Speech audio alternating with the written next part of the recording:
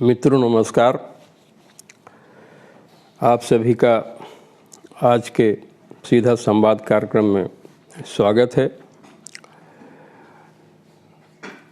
आज हम बिहार में हो रहे विधानसभा चुनाव के बारे में चर्चा करेंगे। चर्चा करने से पहले, शुरू करने से पहले मैं आप सभी से निवेदन करना चाहता हूँ, वो ये है कि मेरा ये जो सीधा संवाद कार्यक्रम है, इसके बाद यूट्यूब बुधवार संवाद और भारतीय संवाद दोनों पर चैनल पर होगा, प्रसारित किए जाएंगे। और सभी हमारे जो 11 फेसबुक है उस पर रहेगा, और ग्रुप जो है जितने भी हमारे 8-9 वो सब उसमें भी आएंगे, ट्विटर पर और टेलीग्राम पर भी इसका प्रसारण होगा। खैर, मेरा आप सभी से निवेदन है कि इसको ज़रूर सुनें और अपने कमेंट्स दें। वो हमारा मार्गदर्शन का काम करेगा और हमारा प्रयास रहेगा कि इस कार्यक्रम को दिनों दिन एक ऊंचाइयां प्रदान की जाए। इस बार ये इस ऊंचाई को प्राप्त करने के लिए आपके बगैर सहयोग का और समर्थन के बिना संभव नहीं है। इसलिए यूट्यूब चैनल को सब्सक्राइब भी करें, इसके करने का मेरा आग्रह है। तो मित्रों, आज मैं बिहार के चुनाव के बारे में कह रहा था, और आज के चुनाव के को लेकर के जो प्रमुख चर्चा का विषय केंद्र बिंदु, सबसे बड़ी बात तो पहले तो ये है कि बहुत दिनों के बाद बिहार का जो चुनाव है वो शुरुआत में तो लगा कि ज़बरदस्त जातिवाद जैसा होता है, जातिवाद रंग ज़बरदस्त होगी, लेकिन धीरे धीरे चुनाव जैसे आगे बढ़ा वैसे ही इसका रंग थोड़ा दूसरा भी हुआ। यानी जातिवाद के ऊपर जिसको कहें विकासवाद भारी पड़ता दिख रहा है। और मैं समझता हूँ कि लंबे अरसे बाद बिहार में सभी राजनीतिक दलों ने विकास को एक प्रमुख मुद्दा बनाया है। और दूसरा इसमें जो मुद्दा है वो है बेरोजगारी, चूँकि बिहार में बेरोजगारी ज़बरदस्त है और अभी ये बढ़ कर के लगभग 23 जो राष्ट्रीय बेरोजगारी दर है 18%, 2008 के जो 18 के जो आंकड़े हैं उसके अनुसार, और लेकिन बिहार में ये दर 23% हो गया है। तो ये दूसरा जो ज़बरदस्त मुद्दा ये बेरोजगारी के ऊपर है, और सभी राजनीतिक दलों ने अपने मैनिफेस्टो में इसको प्रमुखता से, दोनों ही बातों को प्रमुखता से बताया है। जहाँ तक सवाल है, चूँकि बिहार का जो चुनाव है वो उसका बहुत ही राष्ट्रीय महत्व है। बिहार के चुनाव का जो परिणाम, जो भी परिणाम होगा, जिसके भी पक्ष में ये चुनाव परिणाम जाएंगे, उसका देश की राजनीति पर ज़बरदस्त असर पड़ेगा और उसका दूरगामी परिणाम पड़ेगा, और कई राजनीतिक और सामाजिक परिवर्तन होंगे, इसमें कोई दो मत नहीं है। इसलिए इस चुनाव की महत्ता को कम करके आंका नहीं जा सकता। और चूँकि ये इस चुनाव ने बिहार के तमाम पुराने जो राजनीतिक समीकरण हैं, राजनीतिक सामाजिक उन समीकरणों को बदला है। तो सबसे आगे बढ़ने से पहले मैं, और एक तीसरा जो इस पर है, हमारे छत्तीसगढ़ के मुख्यमंत्री श्री भूपेश बघेल जी का बिहार में दौरा हुआ था, और उस पर भी, उसके पक्ष और विपक्ष दोनों विषय पर हम चर्चा करेंगे। लेकिन चर्चा करने आगे बढ़ने से पहले मैं एक बार फिर आप सभी को दोहरा देना चाहता हूं कि बिहार में आज की स्थिति में मुख्य रूप से जिसको कहें 3 गठबंधन काम कर रही है। एक तो जनता दल यूनाइटेड, जेडीयू और बीजेपी प्लस हम, जिसके और वीआईपी। तो इसका जो गठबंधन है ये एनडीए है। तो एनडीए का में ये 4 पार्टियां हैं, और मुकेश साहनी को 11 सीट पर चुनाव लड़ रहे हैं, और 7 सीट पर हम जीतन राम, जिसके मांझी उसके अध्यक्ष हैं। तो ये स्थिति है। उसी तरह से महागठबंधन में मुख्य रूप से वहाँ भी 5 पार्टियां हैं, एनडीए में 4 है, तो मुख्य गठबंधन जो महागठबंधन है उसका नेतृत्व आरजेडी कर रही है। उसके नेता आरजेडी हैं, उनके नेता अध्यक्ष तेजस्वी यादव हैं, और एनडीए का जो गठबंधन है उसके नेतृत्वकर्ता नीतीश कुमार हैं, और नीतीश कुमार ही एनडीए की तरफ से मुख्यमंत्री पद के प्रत्याशी हैं। महागठबंधन के तरफ से तेजस्वी यादव को प्रत्याशी बनाया गया है और उन्हीं के नेतृत्व में बिहार चुनाव हो रहा है।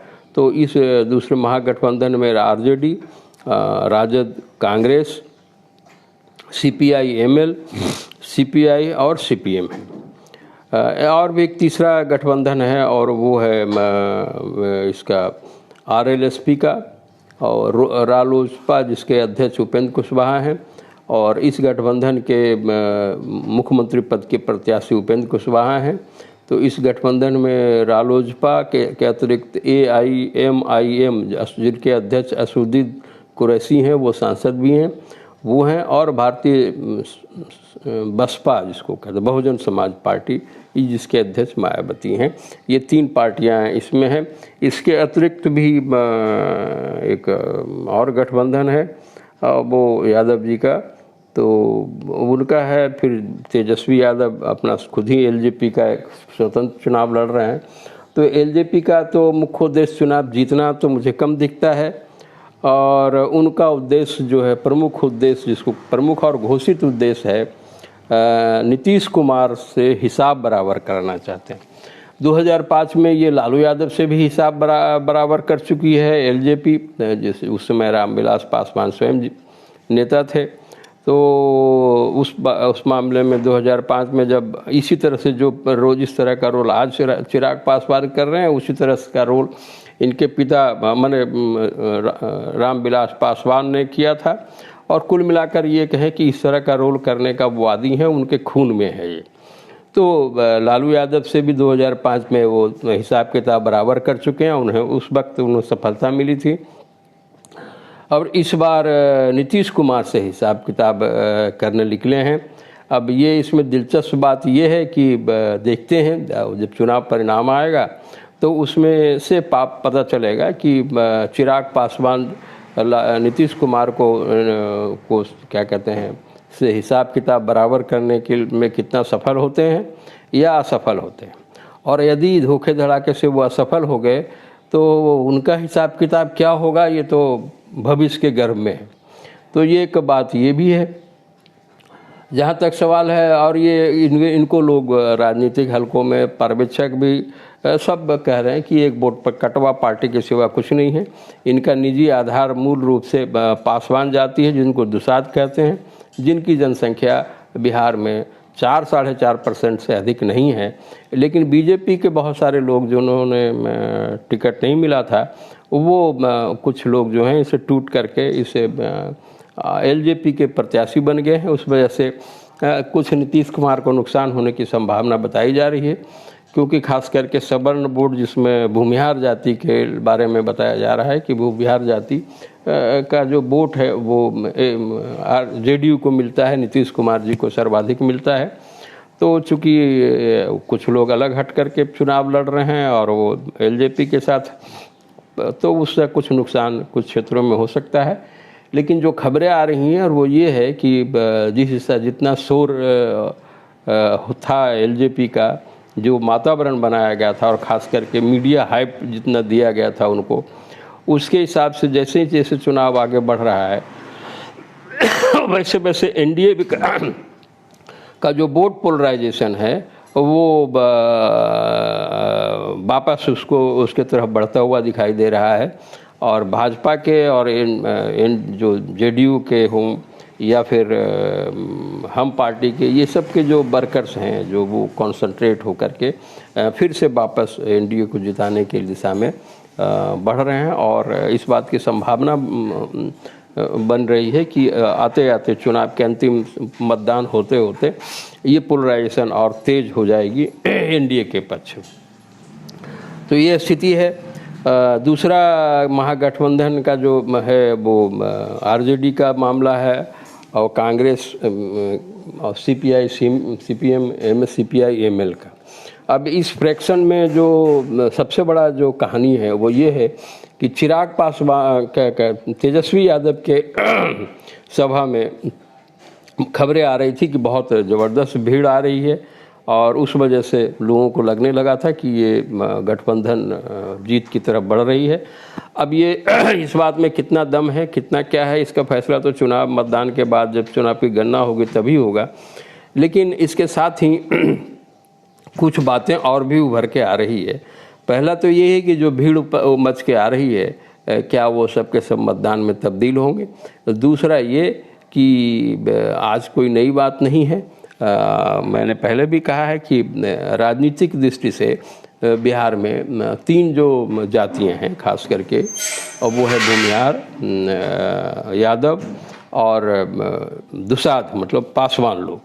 ये सभा सम्मेलनों में, आयोजनों में इस तरह के काफ़ी बढ़ चढ़ के हिस्सा लेती है और यादव जाति के लोग जो हैं राजनीति के क्षेत्र में ज़बरदस्त दिलचस्पी लेते हैं। और ये दिलचस्प, पहले तो भूमिहार का मामला था, वो सवर्ण है और वो सब तरह से सामर्थ्यवान थे। शुरुआती दौर में बिहार की राजनीति में चूँकि उन्हीं का दबदबा था, लेकिन अब आज की तिथि में चूँकि बिहार में पिछड़े वर्ग के नेतृत्व उभर कर सामने आ गया है और इसलिए वो कहीं न कहीं पीछे चले गए हैं, फ्रंट लाइन में अब नहीं हैं। तो आज की तिथि में उनके एक नेता जरूर हैं, नए उभर रहे हैं, कन्हैया कुमार, और ये JNU के छात्र संघ के अध्यक्ष रहे हैं, हवाई नेता हैं, अभी तक तो हवाई नेता हैं। और ख़ास करके हमारे जो मीडिया है नेशनल इंटरनेशनल उनके बड़े प्रिय पात्र हैं। चूँकि कन्हैया कुमार CPI भारतीय कम्युनिस्ट पार्टी के नेता हैं और जहाँ तक मैं मार्क्सवाद को, लेनिनवाद को जानता हूँ, जितना कम्युनिस्ट आंदोलन को मैं जानता हूँ या उसमें भाग भी लिया हूँ, तो जिस तरह से जो हमारे देश की जो राष्ट्रीय मीडिया है, जहाँ सब जानते हैं कि ये जो राष्ट्रीय मीडिया है वो धन्ना सेठ कहिए या पूंजीपतियों या उन लोगों के कब्जे में है और वर्तमान में केंद्र सरकार भी जो है उसको पूंजीवादी व्यवस्था के समर्थक के रूप में माना जाता है। इसके बावजूद भी कन्हैया कुमार की जिस तरह से पब्लिसिटी दी जा रही है और जिस तरह से उनको महत्व दे रही है जनसंचार माध्यम, उससे तो मुझे कुछ दाल में काला ही नज़र आता है। हालांकि ज़मीनी धरातल पर जब वो बेगूसराय पर चुनाव लड़े थे तो उस वक्त भी ऐसे ही माहौल बनाया गया था, लेकिन चुनाव परिणाम जब आया तो उनका स्थान तीसरे स्थान पर था। दूसरा माना जा रहा है कि बिहार की राजनीति में तेजस्वी यादव अपना कॉम्पिटिटर कन्हैया कुमार को मानते हैं। कन्हैया कुमार जाति से भूमिहार हैं, तो ये भी कहा जाता है कि भूमिहार समाज के लोग भी अब कन्हैया कुमार को आगे बढ़ाने की दिशा में प्रयासरत हैं। तो खैर ये तो भविष्य की राजनीति है। ये जो जिस तरह से तेजस्वी यादव के ने मुद्दा उठाया था खास करके बेरोजगारी को लेकर के, वो मुद्दा काफ़ी ज़बरदस्त है, हो गई जिसको कहें राजनीति, और केंद्र में आ गया। आज की स्थिति में बिहार का जो चुनाव है वो जातिवाद का जैसे उठ करके, सामाजिक समीकरण से उठ करके विकासवाद और बेरोजगारी के मुद्दे पर आकर केंद्रित हो गई।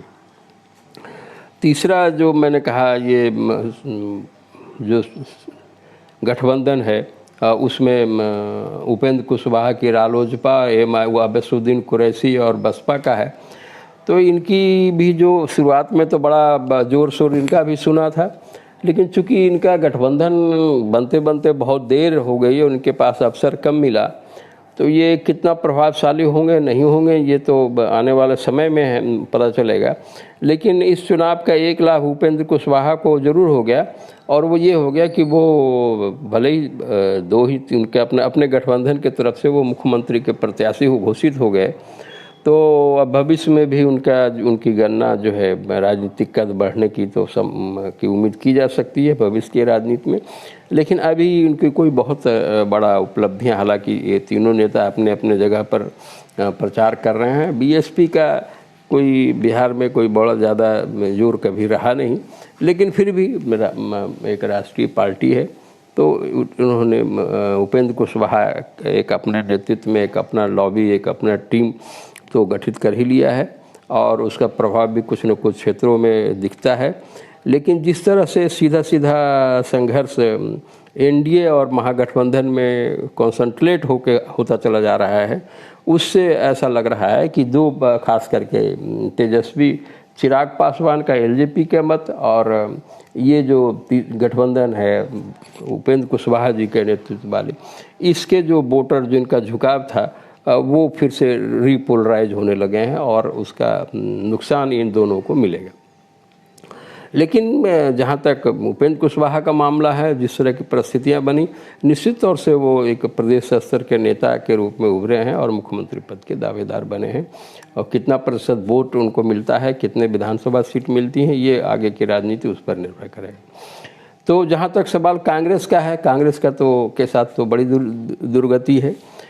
सबसे बड़ा उनका जो लेकुना बिहार में फिर से उभर के आया है वो ये है कि बीजेपी अब जब भी कहीं भी चुनाव होता है किसी भी जगह पर, चाहे मध्य प्रदेश हो, छत्तीसगढ़ हो या राष्ट्रीय चुनाव हो, कहीं भी हो, तो उनके 1 दर्जन नेता जो है जैसे बम की तरह, बम्बार्डिंग जिसको कहते हैं, वो पहुंच जाते हैं और वो विभिन्न क्षेत्रों में पूरा जो चुनाव का क्षेत्र होता है उसमें अलग अलग क्षेत्रों में आकर के चुनाव सभाएं, दौरा, रैलियां करना शुरू कर देते हैं।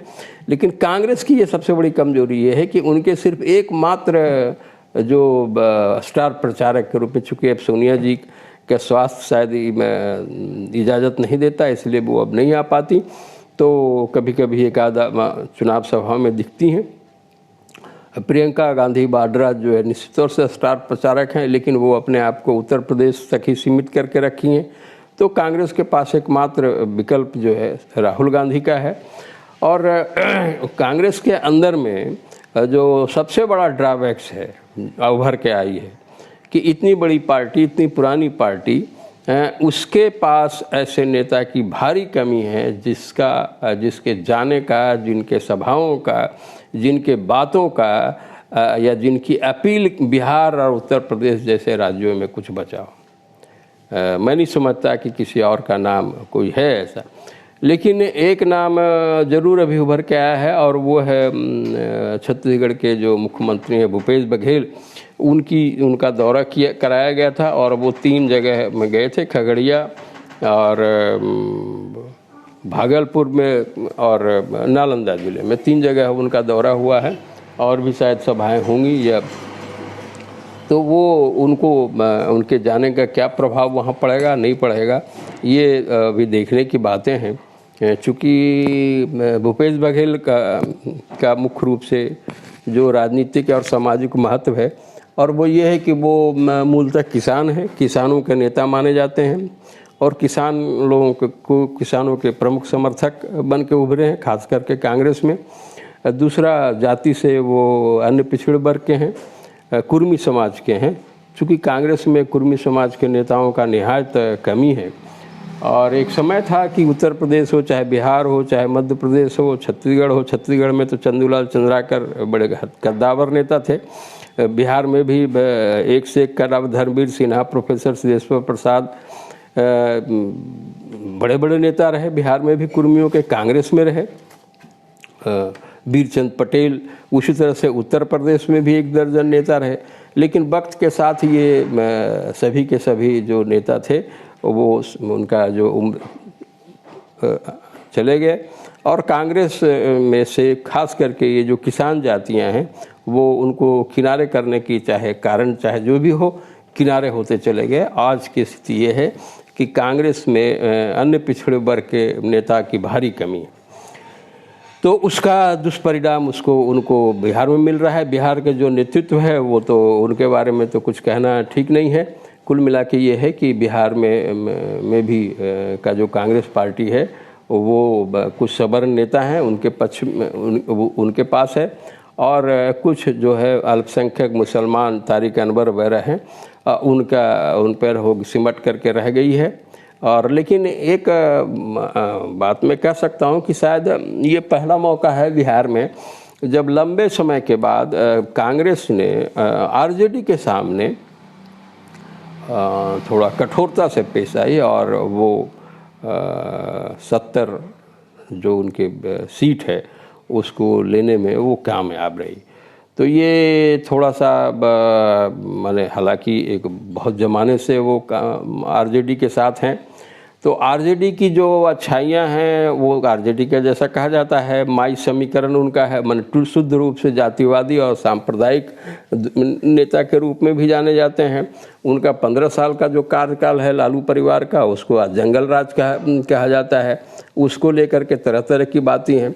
कांग्रेस की दिक्कत ये है कि वो ऐसा कोई भी गठबंधन नहीं करना चाहते जिसमें भाजपा जिनके साथ हो, तो भाजपा उनका प्रमुख घोषित दुश्मन है।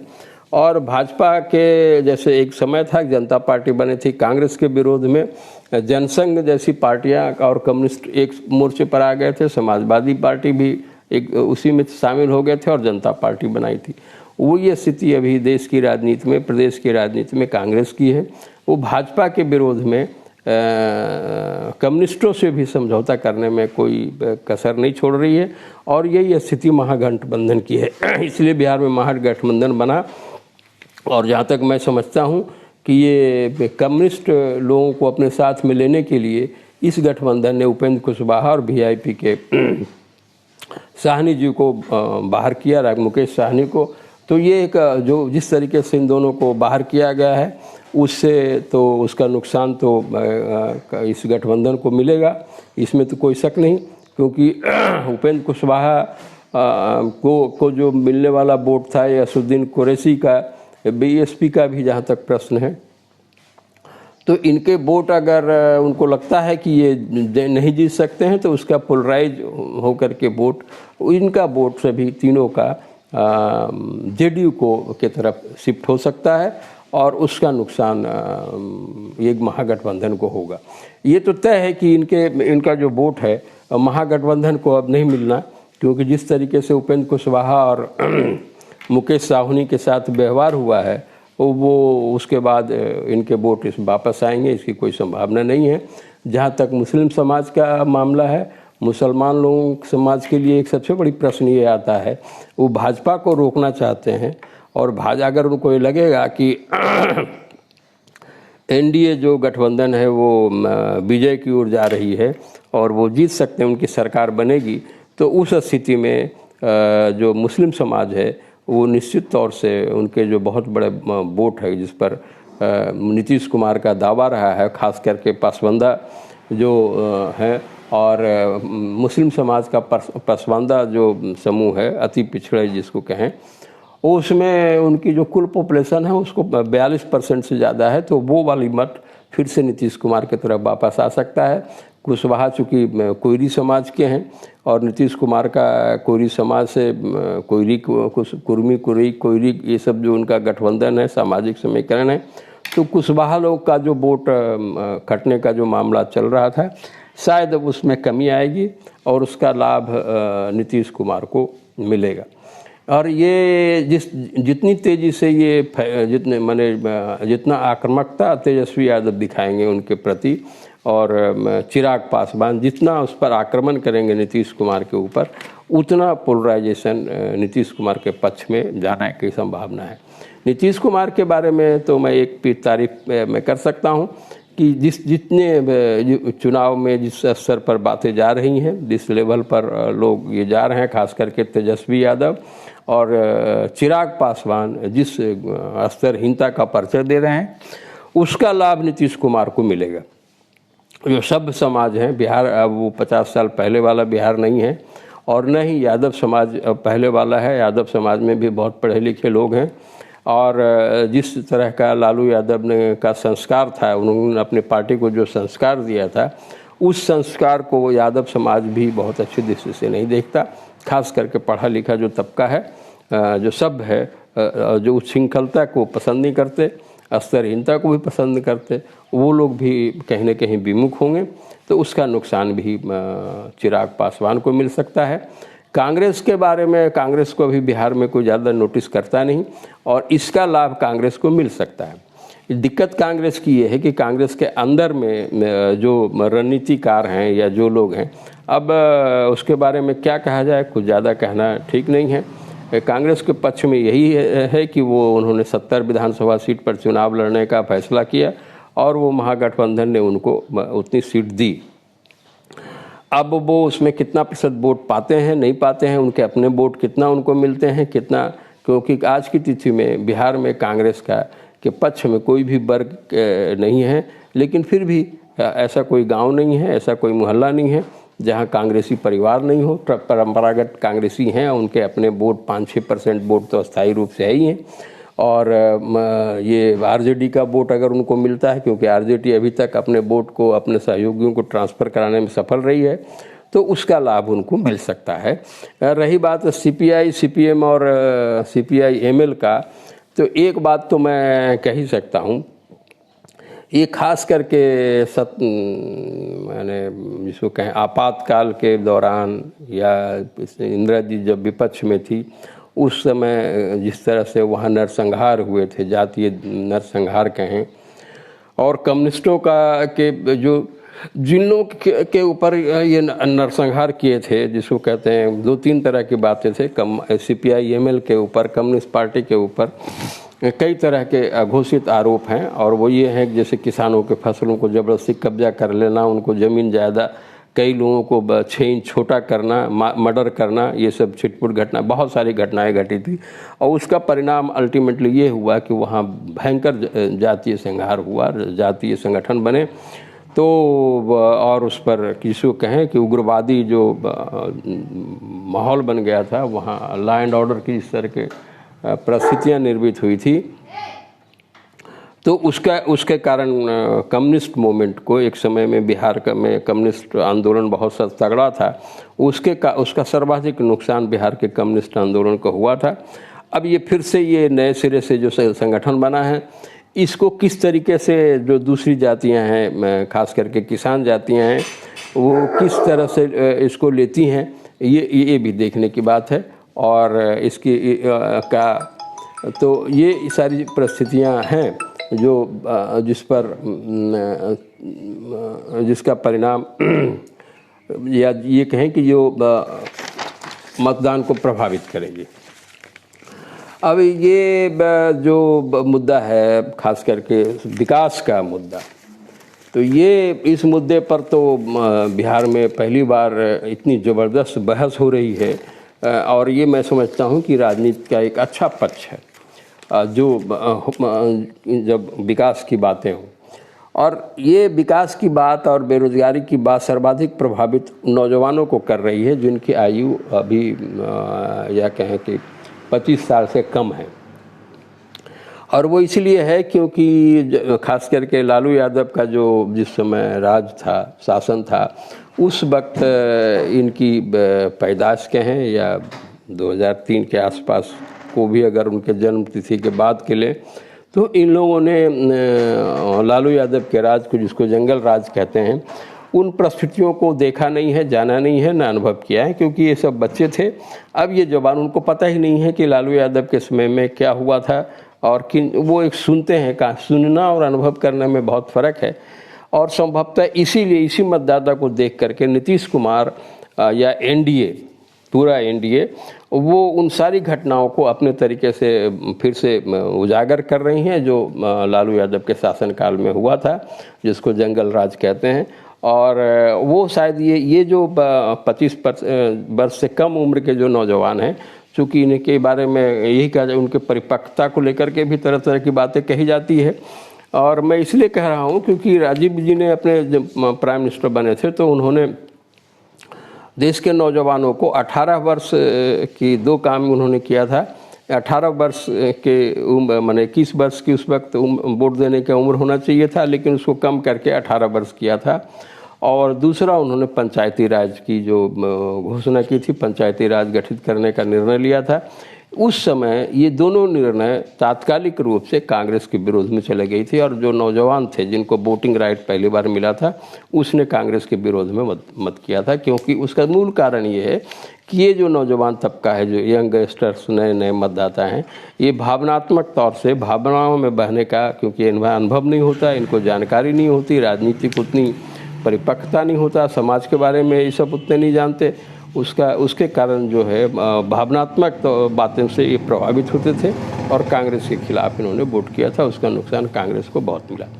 और यही जो बातें नीतीश कुमार के लिए बिहार में हो रही है, क्योंकि 15 साल तक उनका शासन रहा। उससे लगातार 15 साल के शासन में जो जिसको कहें शासन का जो अनकन्वेंशनल फैक्टर कहते हैं, उसका उनको नुकसान होने की संभावना तो बनी हुई है। लेकिन इस पर शुरू से उन्होंने ध्यान दिया है और शुरू से दो मुद्दे उनके बड़े ज़बरदस्त रहे हैं।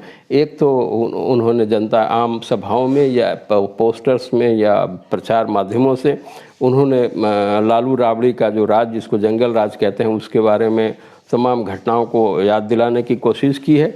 हालांकि हमारा नेशनल मीडिया बार बार ये कहता रहा है कि अब इसकी क्या ज़रूरत ही है, नेता लोगों को भी कहते हैं, लेकिन मैं जो समझता हूँ, मुझे लगता है उसकी रिलेवेंसी यही है कि ये जो नए मतदाता आए हैं उनको उनके बारे में अवगत कराए, ताकि उसका लाभ उनको एनडीए को मिल सके।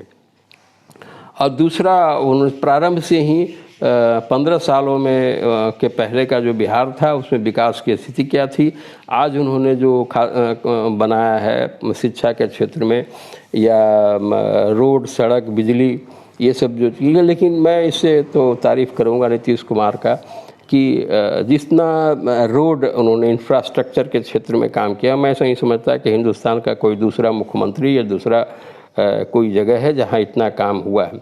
आज जो उनका ये दावा है कि पटना में किसी भी क्षेत्र से आप 5 घंटे पटना पहुंच सकते हैं, ये एक बहुत बड़ी दावा है। हालांकि मैं जानता हूं, लोग जो खबरें भी आ रही हैं उसके हिसाब से रोड जाम बहुत रहता है, तो वो जब अगर रोड जाम की स्थिति हो तब तो टाइम ज़्यादा लग सकता है। लेकिन रोड जाम नहीं रहने पर अगर पटना में कोई 5 घंटे या 6 घंटे में आ जाता है सीधे रोड से कहीं से भी, तो ये नीतीश कुमार की बहुत बड़ी उपलब्धि है। और निश्चित तौर से बिहार में रोड सड़कों का मामला तो ज़बरदस्त है, गांव-गांव में उन्होंने पहुंचा दिया है।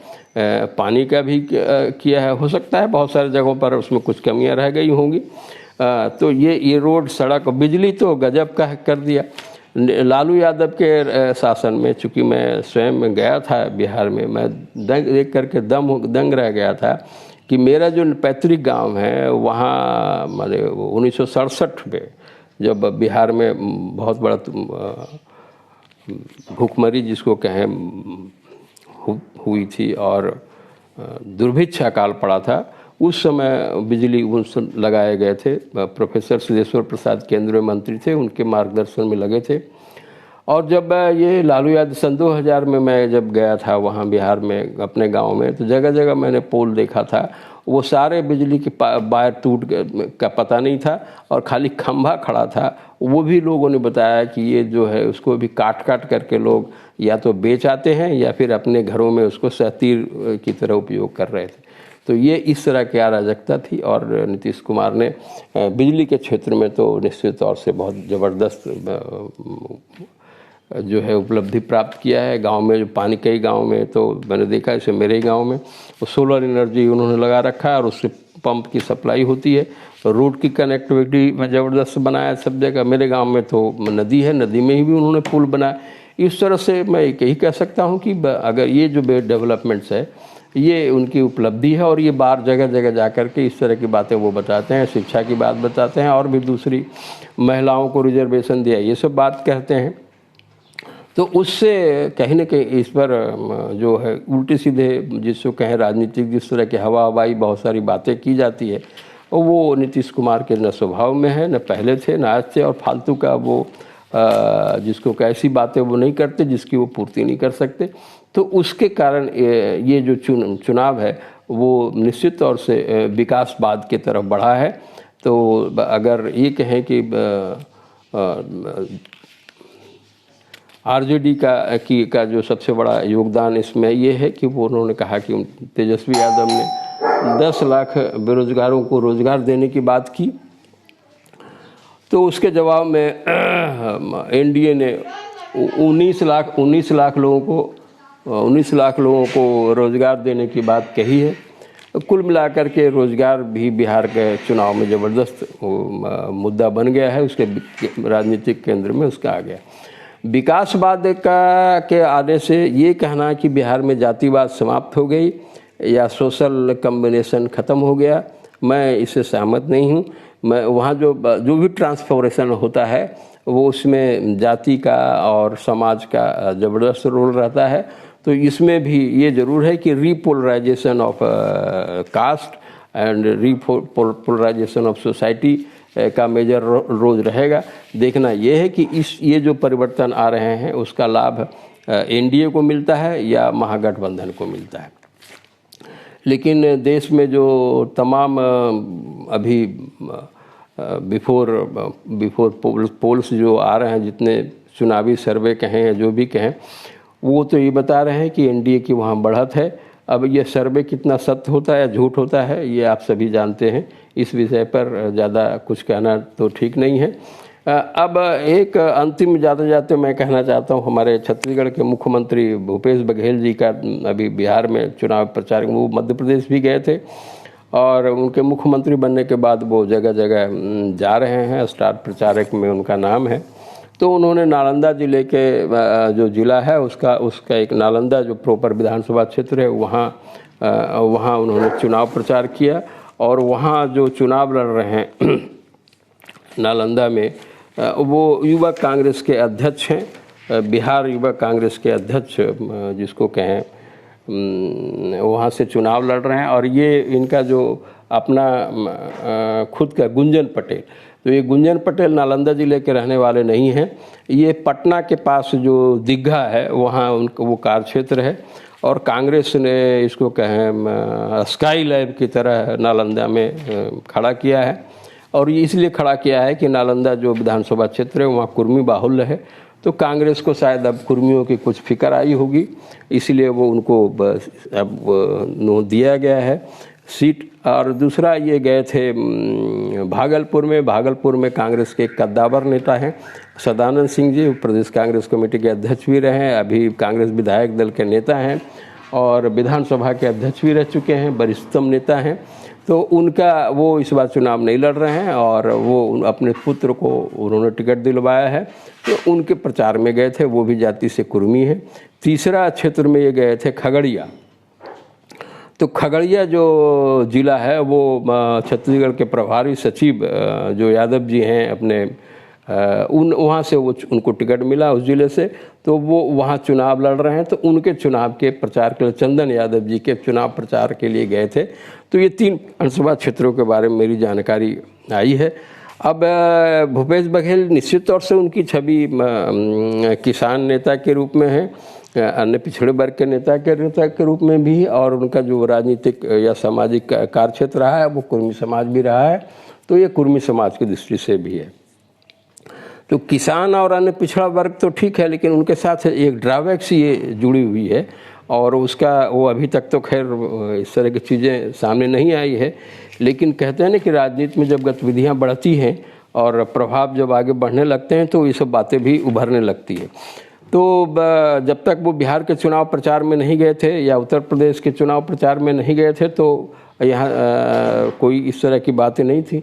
लेकिन अब छत्तीसगढ़ के कुर्मी समाज में ही, खास करके वो कुर्मी समाज के लोग जो जिनका संबंध बिहार से है, जिनका संबंध उत्तर प्रदेश से है, जिनका संबंध मध्य प्रदेश से है, उस कुर्मी समाज में सुगबुगाहट शुरू हो गई है। और इसी तरह की सुगबुगाहट, अगर ये सुगबुगाहट बिहार में भी पहुंच सके, उत्तर प्रदेश में भी पहुंच जाए और मध्य प्रदेश में भी पहुंच जाए तो कोई बड़ी बात नहीं है। मैं ये इसलिए कह रहा हूँ क्योंकि इस तरह की बातें उसका असर पिछले बार झारखंड के चुनाव में ज़बरदस्त हुआ था। और मुझे इसलिए मालूम था कि मेरे एक मित्र के बच्चे की शादी थी, तो वो शादी में मैं गया था टाटा, और बारात भी वो जानी थी। 2 जगह शादियों में मैं गया, रांची भी गया और टाटा नगर भी गया था। तो वहाँ चूँकि सामाजिक मामला था, कई लोगों ने बताया कि यहाँ छत्तीसगढ़ में जो लोग छत्तीसगढ़िया बात फैलाते हैं और ख़ास करके बिहारियों के बारे में जिस तरह की बातें की जाती है, अब उसमें कितनी सच्चाई होती है, कितनी झूठ होता है, इस पर तो मुझे कहना कुछ नहीं है, ये तो अन्वेषण का विषय है। लेकिन खास करके यहाँ 3 जातियों को लेकर के स्पेशली कहा जाता है, उनके नेता जिस तरीके से बिहारियों के संदर्भ में बात करते हैं, उनमें अधिकांश लोग छत्तीसगढ़ी ब्राह्मण होते हैं और छत्तीसगढ़िया कुर्मी होते हैं और छत्तीसगढ़िया साहू होते हैं। तो उसको लेकर के वहाँ के जो मुख्यमंत्री थे, वो सब जानते हैं, वो अपने राजनांदगांव के मूलतः रहने वाले थे और टाटा नगर में टिस्को के वो एम्प्लॉई थे, वो यूनियन के नेता थे। और ये बातें पहले तो उनके बारे में, उनके जाति को लेकर के तरह तरह की बातें कही जाती थी, लेकिन जब ये साफ हो गया कि ये छत्तीसगढ़ के हैं और साहू जाति के हैं, तो इसका रिएक्शन वहाँ देखने को मिला था। और सर्वाधिक स्थिति इतनी खतरनाक हो गई थी कि टाटा में उनको चुनाव स्वयं भी हारना पड़ा। तो इसी तरह का कोई प्रतिक्रिया उधर में भी भूपेश बघेल को लेकर के भी ना आए, क्योंकि यहाँ जो राजनीति, अब ये देश ऐसा हो गया है और ख़ास करके सूचना और संचार माध्यम, व्हाट्सएप, ये सब इतने फैल गए हैं, इतने प्रभावशाली हो गए हैं कि किसी भी क्रिया की ज़बरदस्त प्रतिक्रिया होती है। तो इस पर हालांकि जब से मुख्यमंत्री बने हैं भूपेश बघेल जी, इस बात की मैं तारीफ़ करूंगा कि उन्होंने छठ जैसे त्यौहार को लिए छुट्टियों की घोषणा की। लेकिन बिहारियों के पास जो यहाँ बहुत बड़ी तादाद में है, उनको ये मैसेज देने में सफल नहीं रहे, क्योंकि जिन लोगों के कारण ये घोषणा किया वो उनकी कार्यप्रणाली को लेकर के तरह तरह की बातें की जाती हैं। लेकिन खैर एक अच्छा काम उन्होंने किया और उसका स्वागत सभी ने किया छठ पर्व का। दूसरी बात यह है कि जिस तरह से यहाँ क्षेत्रीयता की बात करते हैं और कांग्रेस के अंदर में विशेष रूप से जो बिहारी मूल के लोग हैं उनकी जितनी उपेक्षा की जा रही है, बिहार में छत्तीसगढ़ की स्थिति ये है कि कहीं भी एक पार्षद, नॉमिनेटेड पार्षद तक के ऐसा आदमी नहीं है जिनको उन्होंने नहीं बनाया है। जबकि छत्तीसगढ़ के अलग अलग इलाके में, चाहे कोरबा लोकसभा हो, चाहे बिलासपुर लोकसभा हो, रायपुर लोकसभा हो या दुर्ग लोकसभा हो, इसमें से ऐसा कोई भी क्षेत्र नहीं है। अब तो जगदलपुर भी हो गया, जिसमें बिहारियों के जो माइग्रेंट है, रायगढ़ भी स्थिति में आ गई। तो ये बहुत बड़ी संख्या है और इनकी लगातार उपेक्षा कांग्रेस के लिए घातक भी हो सकता है। उसका लाभ बीजेपी को मिलता रहा है। तो ये इस तरह की कोई बात न उठे, लेकिन जिस तरह से भूपेश बघेल जी ने अपना जो दूरदर्शिता का परिषद पर दिया है, उससे ऐसा लगता है कि जो पहले जो भी उनका रहा होगा, खास जो भी बयान आए होंगे, जो भी किया होगा उन्होंने, अब ये जब से मुख्यमंत्री बने हैं उनका व्यक्तित्व विराटता आई है और उसका लाभ शायद सभी समाज को मिले, कांग्रेस को भी मिल सकता है, छत्तीसगढ़ को भी मिलेगा और कांग्रेस पार्टी को भी मिले। और निजी तौर से मेरी से उनकी शुभकामना है कि वो एक किसान नेता बने, पिछड़े वर्ग के जबरदस्त नेता के रूप में जो कार्यप्रणाली है उभरे देश में। और कांग्रेस के अंदर में जो ये कमी है किसान के नेता के रूप में, यानी पिछड़े वर्ग के नेता के रूप में या कुर्मी समाज के नेता, उस कमी को वो पूर्ति कर सकें, ऐसी मेरी शुभकामना है। आज मुझे इतना ही कहना था। जय हिंद, जय भारत।